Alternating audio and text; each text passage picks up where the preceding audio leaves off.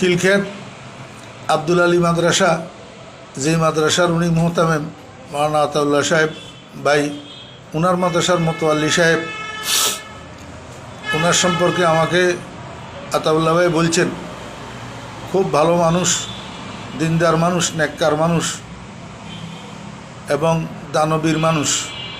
আমি মোতোয়াল্লি সাহেবের জন্য অন্তর থেকে দোয়া করতেছি, আল্লাহ পাক যেন ওনার হায়াতের মধ্যে বরকত দান করেন, আল্লাহ পাক ওনার জান মালে যেন আল্লাহ পাক বরকত দান করেন, বিপদ আপদ রোগ ব্যাধি থেকে আল্লাহ পাক ওনাদেরকে হেফাজত করেন।